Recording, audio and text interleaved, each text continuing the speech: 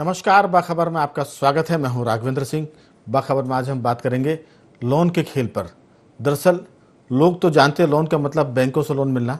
अगर उसके पहले की बात करें तो लोग गांव में साहूकार से लोन लेते थे और शहरों में व्यापारियों से लोन लिया करते थे और उनका बाकायदा धंधा होता था और लाइसेंस भी होता था। लेकिन अब जो लोन का खेल है वो बैंकों से अलग हटकर फर्जीवाड़े में आ गया है और देश में लाखों लोग उसके शिकार हो रहे हैं। और सबसे खास बात यह कि पिछले दिनों इंदौर की एक घटना ने पूरे मध्य प्रदेश के लोगों को हिला दिया और ये देश भर में घटना चर्चित हुई। अमित यादव करके एक परिवार है। अमित यादव 2 साल से डिप्रेशन में थे। कोरोना के चलते उन्होंने लोन लिया था, जो कहते हैं कि 10 मिनट में आपके लिए हम लोन दे रहे हैं। इस तरह के बहुत से ऐप हैं। मध्य प्रदेश की सरकार ने 90 से अधिक ऐप को बंद करने के लिए गूगल से आग्रह किया है, लेकिन गूगल ने इस संबंध में पूरी दुनिया की हम बात करें तो इन गोरख धंधे करने वालों के 2000 ऐप एक तरह से बैन कर दिए, हटा दिए। महत्वपूर्ण मुद्दा है क्योंकि लोन के खेल में ठगी हो रही है, छोटे गरीब लोग इसमें बर्बाद हो रहे हैं और सबसे खास बात कि वो तब इसको बताते हैं जब मामला सर के ऊपर निकल जाता है, लोग आत्महत्या करते हैं या फिर परेशान होते हैं। तो इस लोन के खेल पर गूगल ने क्या फैसला किया ये भी हम बताएंगे। मध्य प्रदेश के गृह मंत्री नरोत्तम मिश्रा क्या कहते हैं ये भी आपको सुनवाएंगे और आम जनता और हमारे विशेषज्ञ क्या कहते हैं इस पर भी हम चर्चा करेंगे। महत्वपूर्ण है। चर्चा शुरू करने के पहले आपको बता दें कि हमारे साथ स्टूडियो में इस पर बात करने के लिए मौजूद हैं कमल राठी जी, जो सामाजिक कार्यकर्ता हैं और सामाजिक सरोकार से जुड़े मुद्दों को बहुत गंभीरता से उठाते भी हैं। टेलीफोन लाइन पर जुड़ेंगे हमारे साथ पत्रकार रघुवर गोहिया जी और इसके साथ हमारे साथ जुड़ेंगे योगीराज योगेश पत्रकार। चर्चा शुरू करता हूं। रघुवर जी, आपका बहुत बहुत स्वागत है।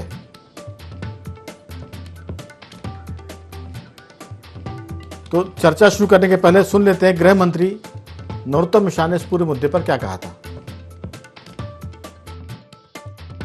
कल ही कहा था कि लोन से संबंधित सभी अनाधिकृत ऐपों पर कानूनी कार्रवाई होगी।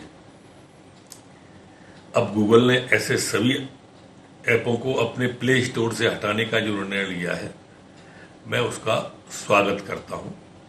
लेकिन ये निवेदन भी करता हूं गूगल कंपनी के सभी अधिकारियों से कि भविष्य में इस बात का ध्यान रखें और एहतियात बरतें कि इस तरह के अनाधिकृत ऐप किसी भी रूप में प्रयोग में नहीं लाए जाए। ये पहली बार था, इसलिए हमने कहा है दूसरी बार कार्रवाई होगी।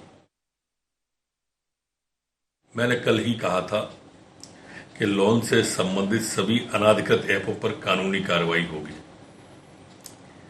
अब गूगल ने ऐसे सभी ऐपों को अपने प्ले स्टोर से हटाने का जो निर्णय लिया है, मैं उसका स्वागत करता हूं। लेकिन ये निवेदन भी करता हूं गूगल कंपनी के सभी अधिकारियों से कि भविष्य में इस बात का ध्यान रखें और एहतियात बरतें कि इस तरह के अनाधिकृत ऐप किसी भी रूप में प्रयोग में नहीं लाए जाए। ये पहली बार था, इसलिए हमने कहा है दूसरी बार कार्रवाई होगी। तो महत्वपूर्ण मुद्दा, हम इस पर चर्चा करेंगे। हमारे साथ स्टूडियो मौजूद है कमल राठी जी। कमल जी, ये जो पूरा गोरख धंधा है ये कहीं ना कहीं इसके संपर्क सूत्र विदेशों से जुड़े हुए हैं। मध्य प्रदेश की या हम भारत की बात करें तो ऐसी कई कंपनियां हैं जो फर्जी हैं और गूगल ऐप चलाती हैं और वो ये बताती है कि लोन देंगे। जो हमारे पास जानकारी वो ये कि वो क्रिप्टो करेंसी के जरिए भी भारत से इस तरह से जो पैसा इकट्ठा होता है या वसूली करते हैं उनको वो चीन भी भेजते हैं। ये भी एक हमारे पास जानकारी है। पहले आपकी इस पर राय और जानकारी, इसका हम चर्चा को आगे बढ़ाएंगे। रघुवर जी, आपका भी बहुत बहुत स्वागत है। राघवेंद्र जी, पहले मैं राठी जी से बात करूंगा, फिर आपके पास आता हूं। जी राठी जी। देखिए सर, ये लोन जो देने का अधिकार हिंदुस्तान में जो अधिकृत आरबीआई है और एक बैंकिंग सेक्टर के अलावा एक फाइनेंशियल सेक्टर है, उसको भी इसमें अनुमतियां दी गई हैं। मेरे जानकारी में ऐसे ऐप्स को कोई भी लोन देने का अधिकार नहीं दिया है। दूसरा, ये जो ऐप चल रहे हैं तो आदमी को आज की तारीख में एक सहूलियत, एक ये जो मोबाइल है जो अपना चलता फिरता हथियार हम अपने साथ लेके चल रहे हैं, ये हथियार ही काफ़ी है जो हमारी जान भी ले सकता है, किसी और की जान भी ले सकता है। लेकिन इस्तेमाल सही हो तो जान बचा भी सकता है। जी, सभी ढंग का काम कर सकता है, अच्छा और खराब। अब हम देखते हैं कि इसमें जो ऐप वाले आपको एक आकर्षक ऑफर्स देते हैं जिसमें आधी अधूरी जानकारियां होती हैं, उस आधार पे जिस व्यक्ति को लोन की ज़रूरत है, क्योंकि आजकल बहुत ज़्यादा लोगों को एक फैशन और ज़रूरतें जो बढ़ी हैं और उस हिसाब से इनकम और बाकी चीज़ें घटी हैं और शो ऑफ बहुत ज़्यादा बड़ा है, तो ये लोग उसमें आसानी के जाल में फंस रहे हैं और लोन ले रहे हैं। लोन बहुत छोटे अमाउंट का होता है, 5,000, 10,000, 15,000, और ये सब चीज़ें वो मात्र आधार कार्ड के आधार पे आपको लोन ग्रांट कर देते हैं। सिर्फ ये लीगल ही नहीं, मैं आपको लीगल वाला भी बताऊंगा। जैसे मैंने ही एक लोन बजाज फाइनेंस से अपने बेटे के लिए लिया, लैपटॉप खरीदने के लिए। मुझे ऑफिशियली लोन लिया, वो तो ऑफिशियल कंपनी है, लेकिन उसके बाद भी चूंकि बराबर मैं चुका रहा था, उसके बाद भी दिन में 5 फोन 6 फोन कि साहब आप और लोन ले लो, आप ये कर लो, मतलब इतना आपको हैरास करते हैं। ये पॉजिटिव हैरासमेंट कह लूँ और एक नेगेटिव हैरासमेंट है। और वैसी अगर एक किस्त भी आदमी की चूक गए, चाहे वो ऑफिशियल हो या अनऑफिशियल हो, वो फौरन इस ढंग से आपके घर खड़े हो जाते हैं, आपके रिश्तेदारों के यहाँ खड़े हो जाते हैं। ये भी मैंने अनुभव किया है। वो भी एक अच्छी रेपुटेटेड ऑथराइज्ड कंपनी से लोन लिए हुए मेरे मित्र की एक किस्त चुक गई, तो उस पर इतने ज़्यादा दबाव बना रहे थे मानसिक तौर पे कि फिर मैंने जाके जब कहा कि मैं पुलिस में रिपोर्ट करूंगा, जब जाके थोड़ा सा 19 हुआ, लेकिन वो मुझ पे भी चढ़ाई करने की कोशिश कर रहा था। तो अब देखेंगे तो ये जो फ्रॉड वाले, ये 150 से 450% तक का इंटरेस्ट लेते हैं। जैसे ही आप डाटा उसमें मोबाइल में ऐप आप उनका डाउनलोड करते हो, वो पूरा आपका मोबाइल का डाटा विथ फोटोग्राफ, आपका बैंक अकाउंट, जो भी आप अपने मोबाइल में रखते हैं, वो पूरा उनके पास जाता है। उसके बाद देखने में ये आ रहा है कि आपके फोटो को माफ कर रहे हैं, उसको गलत ढंग से फोटो को प्रेजेंट करके आपको ब्लैकमेल कर रहे हैं। वो धंधा लोन का पैसा लेने की जगह ब्लैकमेलिंग का धंधा ज्यादा दिखता है। और ये सब चीजें हो रहा है, जिसमें मुझे लगता है कि कहीं ना कहीं सरकार की एक जो कमी है कि हिंदुस्तान में आज तारीख तक, जहां तक मुझे जानकारी है, कोई डाटा प्रोटेक्शन बिल नहीं है। 2019 में आया था और जहां तक है अभी भी उसका कुछ पारित नहीं हो पाया है। इसके अलावा हम ये देखते हैं जो आधार कार्ड, अब हम सरकार ने 2017 में माननीय सर्वोच्च न्यायालय ने राइट टू प्राइवेसी पे एक ऑर्डर किया। उन्होंने कहा कि आधार कार्ड अब कहाँ जरूरत है, कहाँ जरूरत नहीं है। सरकार की जिद्द थी, जिद्द में कुछ जगह कोर्ट ने भी स्वीकार लिया। स्वीकारने के बाद हम देख रहे हैं कि धीरे धीरे आप कहीं भी जाइए, आप साला गाड़ी में वो जो अपन फास्टैग लगवाते हैं, फास्टैग वाला तक आपसे आधार कार्ड की कॉपी लेता है। आप राशन की दुकान पे जाइए, हर महीने आधार कार्ड की कॉपी लेगा। आप लाइसेंस बनवाने जाइए, उनने का आधार कार्ड दे दीजिए, जबकि वहां उसकी जरूरत नहीं है। सर वो सरकार ने ऐसा कर दिया है कि उसके बिना कहीं कुछ है ही नहीं, जरूरत वो राइट टू प्राइवेसी में नहीं है। अभी हम देख रहे हैं कि वोटर कार्ड को आधार कार्ड से लिंक किया जा रहा है। तो मैं गया बूथ पे पूछने, तो बूथ पे तो नहीं मिली, मैडम ने कैंप लगाया एक जगह, तो वहां पर गए तो ना साहब आप आधार कार्ड की कॉपी हमें दे जाइए, हम लिंक कर देंगे। अरे भाई हमें बताओ ना, हम नंबर, और जबकि आधार की अपनी वेबसाइट पे लिखा है कि आपको जरूरत है तो वर्चुअल आईडी दीजिए, आप आधार नंबर मत दीजिए, वर्चुअल आईडी वहीं से क्रिएट होती है। तो बिल्कुल माने ये भी एक बड़ा जरिया है। अभी आधार कार्ड पर हम किसी और दिन फोकस करेंगे, लेकिन आधार कार्ड भी ठगी के माने एक तरह के वो लिंक बन रहे हैं, जिससे सजग होने की जरूरत है। मैं वही समझा रहा सर कि ये डाटा है, तो ये डाटा का खेल एक नया, ये टेक्नोलॉजी जो डिजिटल टेक्नोलॉजी हम बात कर रहे हैं, उसमें एक डाटा का एक नया खेल है। इस डाटा को समझने की आवश्यकता है, इस पे कानून की आवश्यकता है। और जब तक हम ये डाटा को लेके एक निचले स्तर तक, हर व्यक्ति को जो पढ़ा लिखा नहीं भी है वो मोबाइल जरूर रख रहा है, तो उस तक अगर हम ये चीजें नहीं पहुंचाएंगे तो कहीं ना कहीं इस लालच के गिरोह में वो फंसता रहेगा और ऐसी घटनाएं आम होने के बहुत सारे अवसर हैं, ऐसा मुझे लगता है। राठी जी, एक बात है, जो मैसेज आपके मोबाइल पर आते हैं उनको मैसेज को भी बहुत सतर्क होकर देखने की जरूरत है, और हर किसी जो ऐप का मैसेज आता है उसको एक्सेस करने की जरूरत नहीं है। लोग जाने अनजाने में, कई बार अज्ञानता में जब उनको एक्सेस कर देते हैं, एक्सेप्ट कर लेते हैं, तो वहीं वो फंस जाते हैं। और ये सारे जो फर्जी वाले करने वाले हैं वो यहीं से अपना खेल शुरू करते हैं। तो सबसे पहले हम तो अपने दर्शकों से कहेंगे कि जो लोग, मोबाइल तो अब सारे के पास है, लेकिन मोबाइल में आने वाले मैसेज को देखें और ध्यान से उन पर काम करें। हर किसी मैसेज को देखकर ओके का बटन ना दबा दें, क्योंकि जैसे ही आपने ओके का बटन दबाया, आपका सारा जो डाटा होता है वो ये सब फर्जी लोग एक्सेस कर लेते हैं, क्योंकि वो इतने ज़्यादा टेक्नोलॉजी में आगे होते हैं। उसमें मैं आपको बता दूं कि देश भर में सबसे ज़्यादा बदनाम इस काम के लिए है बिहार, झारखंड, इसके बाद दिल्ली और साउथ के कुछ इलाके, कर्नाटक भी उसमें है, तमिलनाडु भी है, लेकिन बिहार और झारखंड जरूर इस मामले में अव्वल बने हुए। तो हमारे साथ जुड़ गए हमारे साथी पत्रकार योगीराज योगेश जी। योगेश जी, आपका भी बहुत बहुत स्वागत है। मैं आपके पास लौटूंगा। और रघुवर जी, आपने पूरी बात को ध्यान से सुना जो कमल राठी जी ने विस्तार से समझाया कि किस तरह से लोग आधार कार्ड के जरिए फर्जी लोन वालों के जाल में फंसते हैं और वो फर्जी लोन वाले दरअसल आपराधिक वृत्ति के होते हैं। वो आपको 10,000 5,000 देते हैं, जैसे उन्होंने कहा कि 400% तक का वो ब्याज उसमें वसूल करते हैं। ब्याज के लिए भी एक लाइसेंस वाले लोग ही ब्याज पर काम कर सकते हैं। तो ये सब जो गड़बड़ हो रही है, आपकी इसमें राय की जो शहरों के अलावा कस्बे हैं, गांव हैं, वहाँ लोग किस तरह से स्मार्टफोन के चक्कर में ये ऐप डाउनलोड कर लेते हैं और फंस जाते हैं, आपकी जानकारी और राय। राघवेंद्र जी, पहले तो हमें जोड़ने के लिए बहुत बहुत धन्यवाद। और मैं यही कहूंगा कि जिस तेजी से हमारा समाज टेक्नोलॉजी में घुस रहा है और उस टेक्नोलॉजी के बारे में बहुत ज्यादा आज भी हमारा, चूंकि देश और मध्य प्रदेश में ग्रामीण अंचल ज्यादा हैं, तो उनके बारे में अंदर तक गहराई तक जानकारी आम आदमी को नहीं है। जो पढ़े लिखे हैं, जो समझदार हैं, जब साइबर क्राइम का और इस प्रकार की ठगी का शिकार हो रहे हैं, तो आप ये अनुमान लगा सकते हैं और कल्पना कर सकते हैं कि ग्रामीण अंचलों की क्या स्थिति होगी। मोबाइल के रूप में हमारे हाथ में, आम आदमी के हाथ में, जो बहुत ज्यादा जानकारी नहीं रखता है, वो एक दो तरह की तलवार वाला उसको दे दिया गया है। अभी जैसे राठी जी ने भी कहा, उपयोग और दुरुपयोग। तो अभी जो हम बात कर रहे हैं ये बिल्कुल सदुपयोग है, उपयोग है। दुरुपयोग साइबर क्राइम वाले कर रहे हैं। आपने बिल्कुल सही कहा कि बिहार, झारखंड और केरल के कुछ इलाकों में इस तरह की घटनाएं करने वाले लोग जो हैं वो संगठित रूप में करते हैं काम, और कई प्रकार से वो काम करते हैं। आपको प्रलोभन देंगे मोबाइल के माध्यम से, फोन करके, आपको ऐप के माध्यम से उस पूरे उपक्रम में जो है कहीं ना कहीं लपेटा जाएगा। और अभी एक और बात आई थी ब्लैकमेलिंग वाली जी। तो ब्लैकमेलिंग का धंधा भी बहुत तेजी से चल रहा है और ये एक बड़े दुर्भाग्य की बात है कि उसमें कहीं ना कहीं महिलाएं भी अब इन्वॉल्व होने लगी हैं और उनके झांसे में युवा पीढ़ी, युवक, अधेड़ भी अब आने लगे हैं।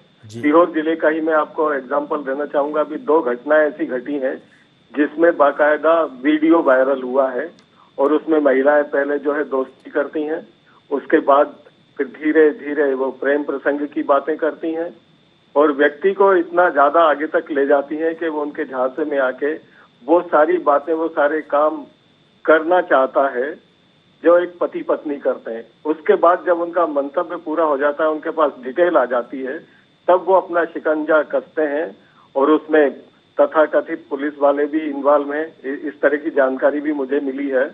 और एक पूरा संगठित गिरोह जो है जिले में, तो सीहोर जिले में तो चल रहा है। अब शर्म की वजह से, सामाजिक निंदा की वजह से, बेइज्जती, बदनामी की वजह से फिलहाल लोग जो है रिपोर्ट करने नहीं जा पा रहे हैं, थाने तक नहीं जा पा रहे हैं। और आत्महत्याओं की बात आपने बताई कि एक परिवार के 3 सदस्य जो है वो ठगी का शिकार होकर मारे गए। अगर इसी तरीके से चलता रहा तो युवा पीढ़ी जो है वो निश्चित रूप से इस दलदल में धंसती चली जाएगी और फिर वहां से वापस लौटने का सिर्फ एक ही मार्ग रहेगा, वो सुसाइड है। बिल्कुल। आप देखिए मध्य प्रदेश, अभी आज की अखबारों की खबरें हैं कि आत्महत्याओं के मामले में देश में 3रे स्थान पर है और उसमें भी युवाओं की संख्या ज्यादा है। बिल्कुल। तो निश्चित रूप से कहीं फ्रस्ट्रेशन है। बिल्कुल रघुवर जी, हम सबकी यही चिंता है कि इस पूरे मामले में लोग सतर्क हो जाएं और लालच और यौनाचार से बचें, क्योंकि लालच में आदमी फंस जाता है, सोचता है कि मुझे लोन मिल रहा है मैं ले लूं, लेकिन जब वो लोन ले लेता है और उसके साथ साथ जो उसका पूरा डाटा वो फर्जी ऐप वाले जब ले लेते हैं तो वो उसको कई तरह से ब्लैकमेल करते हैं। लेकिन लालच से बचने की ज़रूरत है। और इस मोबाइल स्मार्टफोन में जो आपको गंदगी मिलती है, जो सेक्स से जुड़ी गंदगी मिलती है, उससे भी बच्चों को बचाने की ज़रूरत है, युवाओं को सतर्क रहने की ज़रूरत है और जो अधेड़ और बुजुर्ग है उनको भी बचने की ज़रूरत है। योगीराज जी, इंदौर की एक घटना ने पूरे मध्य प्रदेश को हिलाया था। अमित यादव करके एक परिवार है, उनका 2 बच्चे थे, हंसता खेलता परिवार। उन्होंने लोन लिया और लोन के बाद जब उन्होंने इस पूरे मामले में परेशान होकर डिप्रेशन में जाकर आत्महत्या की, तब उनके खाते में सिर्फ 800 रुपये थे। बहुत दिल दुखाने वाली, दिल दहलाने वाली घटना है। इसमें एक उनके 2 बहुत प्यारे से बच्चे, उनकी पत्नी, और उन्होंने आत्महत्या की। और जब उन्होंने आत्महत्या का जो नोट लिखा उसमें उन ऐप के नाम लिखे जिनके जरिए उन्होंने लोन लिया था और वो बाद में आत्महत्या की बड़ी वजह बना। तो मुझे लगता है कि इस पूरे मामले में सबसे पहले लोगों को सतर्क होना है, लालच से बचना है। और जो रघुवर जी कह रहे थे कि ब्लैक मेलिंग, और राठी जी ने भी उसका जिक्र किया था, ब्लैक मेलिंग से बचने के लिए आपको यौनाचार से बचना है। सेक्स से जुड़ी हुई कोई भी साइट अगर आपके पास आती है उसको एकदम ब्लॉक कर दें, उसको उस पर धोखे से भी थंब ना दें, एक माने स्वीकार ना करें, वरना आपकी जिंदगी दुश्वार हो जाएगी और आप किसी को बता भी नहीं पाएंगे। आज की चर्चा का मकसद भी यही था। आपकी राय? देखिए राघवेंद्र जी, मोबाइल पर हर वर्ग के लिए, हर वर्ग के ठगने के लिए कुछ ना कुछ इंतजाम किए हुए हैं, और ये केवल युवाओं को ही ठगने की बात नहीं है। आप देखो, सबसे बड़ा जहर बच्चों पर घोला जा रहा है। जो आपने नाम सुना होगा पबजी गेम, बच्चे उसमें खेलते हैं और इतने इन्वॉल्व हो जाते हैं कि अपनी रकम उसमें लगा देते हैं। कोई 40,000 हार रहा है, कोई 4 लाख हार रहा है, कोई 2 लाख हार रहा है। और ऐसे कई बच्चों ने भी आत्महत्याएं की हैं जिन्होंने उनमें पैसे लगा दिए और गवा बैठे।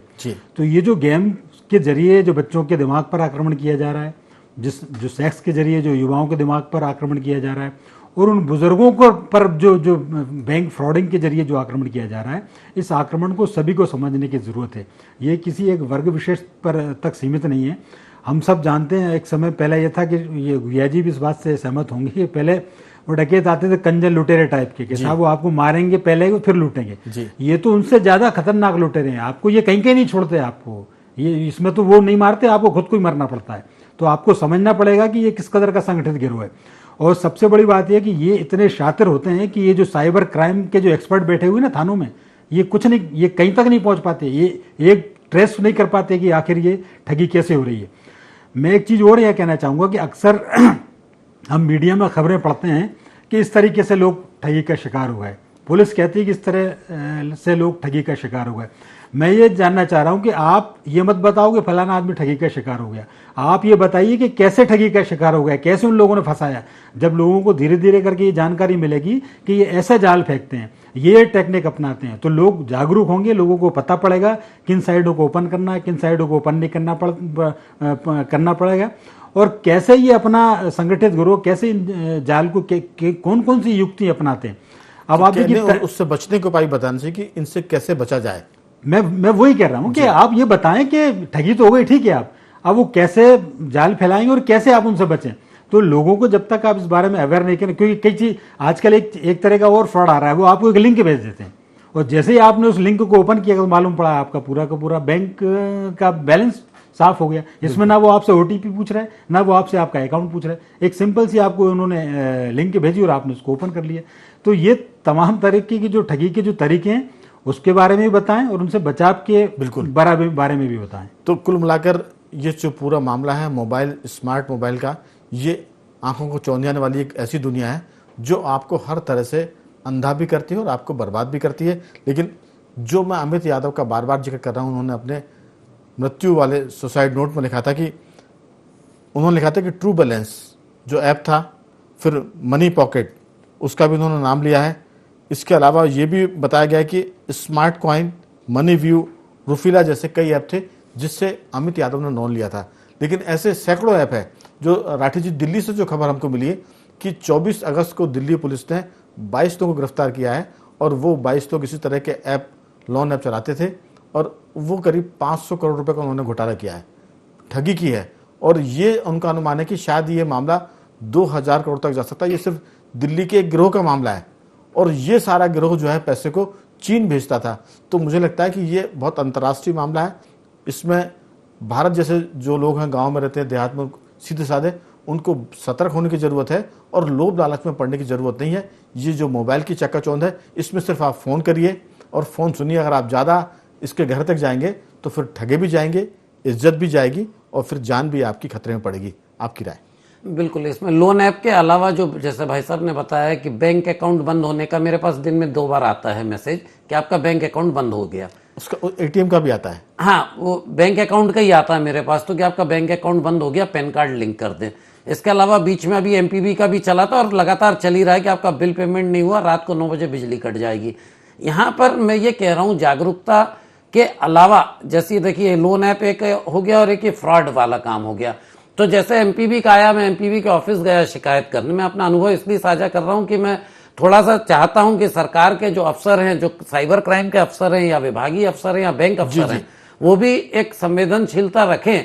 कि जब मैं गया तो उन्होंने कहा भाई साहब आप क्यों पढ़ रहे हो इस चक्कर में, आपका नहीं। अरे भाई नहीं है, मैं लेकिन जागरूकता से आया हूं और ये ऐप आया है तो इसका कम से कम आपको एक जारी करें एक लेटर या कोई जानकारी पब्लिक में अवेयरनेस के लिए लाएं। तो लेकिन उसके लिए कोई भी अधिकारी बहुत ज्यादा गंभीर नहीं है। ऐसी साइबर में भी मैंने देखा है कि कई बार आप जाओ तो कहते हैं भाई साहब आपके साथ हो गया क्या? मैंने कहा साहब नहीं हुआ, लेकिन कोई मुझे घड़ी घड़ी फोन कर रहा है तो मेरे पास जानकारी है, शायद आप उसे गिरफ्तार कर सको, मैं मदद के लिए आया हूं कि आपकी मैं मदद करूं, आप मेरी मदद करो और किसी को बचा लें।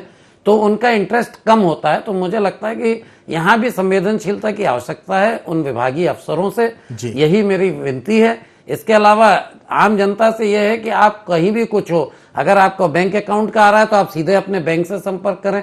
हम ये भी देखते हैं कि हम बैंक जाते हैं, बैंक वाला कहता है आधार की कॉपी दे जाओ।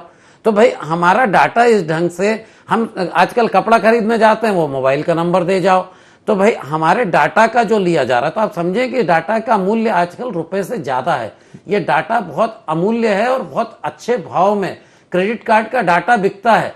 तो वहां से वो डाटा के आधार पे कुछ कंपनीज लेती हैं और वो आपके कार्ड का इस्तेमाल कर लेती हैं, आपको पता ही नहीं लगता। तो ऐसे बहुत सारी चीजें हैं और बहुत सारे ढंग के फ्रॉड हैं जिसको पकड़ पाना एक आम आदमी, एक कॉमन मैन और ग्रामीण अंचल तक तो शिकायत वाला ही नहीं पहुंचेगा। शहरी वाला शिकायत पे जाता है या ब्लैकमेल होगा तो शिकायत नहीं करता।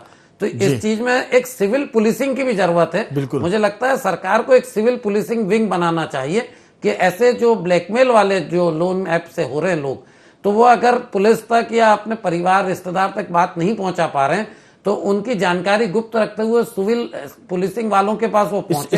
इसमें कुल मिलाकर ये कह सकते हैं कि जो सोशल मीडिया है उसका बहुत अच्छा उपयोग किया जा सकता है लोगों को जगाने में, जागरूक करने में, सतर्क करने में, और साथ में जो सोशल पुलिसिंग की आप बात कर रहे हैं इसकी भी जरूरत है।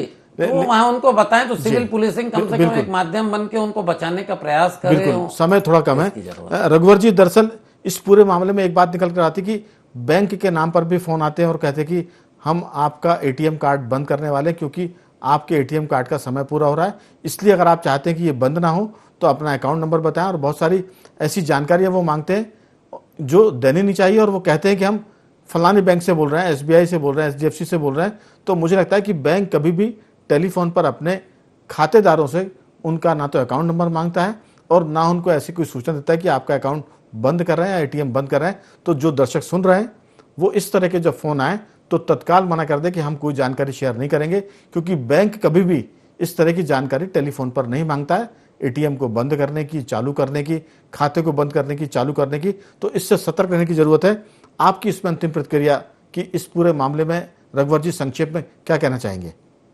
राघवेंद्र जी, मैं सिर्फ यही कहना चाहूंगा, मैं बड़े ध्यान से इस गंभीर विषय को सुन रहा था क्योंकि पहली बार ऐसा हो रहा है कि इस साइबर क्राइम, पूरे साइबर क्राइम को लेके IND24 ने आपके माध्यम से एक बहस छेड़ी है। ये एक आभासी दुनिया है, ये सब जानते हैं। तो हम ये कह सकते हैं कि साइबर क्राइम से जुड़े हुए जो अपराधी हैं जी, वो भी एक तरीके से आप कहें कि आभासी अपराधी हैं, क्योंकि वो हमको दिखते नहीं है, वो किसी को भी नहीं दिखते हैं।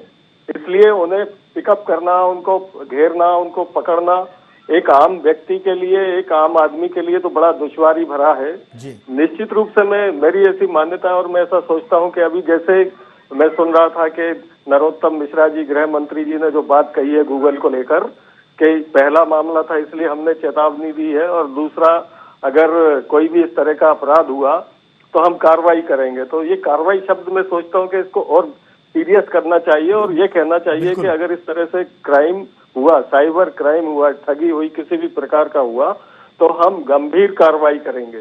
जब तक, मैं बार बार एक ही बात कहता हूँ हमेशा, कि जब तक बड़े लोगों पर, जब तक इससे जुड़े हुए जो प्रभावशाली लोग हैं उन पर कार्रवाई नहीं होगी, बिल्कुल कार्रवाई की सख्त जरूरत है। लेकिन रघुवर जी, दरअसल एक जानकारी ये भी है कि OLX के जरिए भी लोग ठगी कर रहे हैं।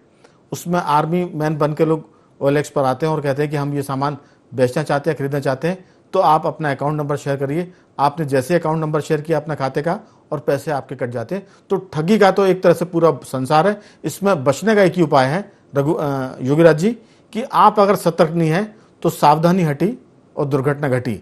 मोबाइल आपके पास है, इसका इस्तेमाल अपनी जरूरत के लिए कीजिए।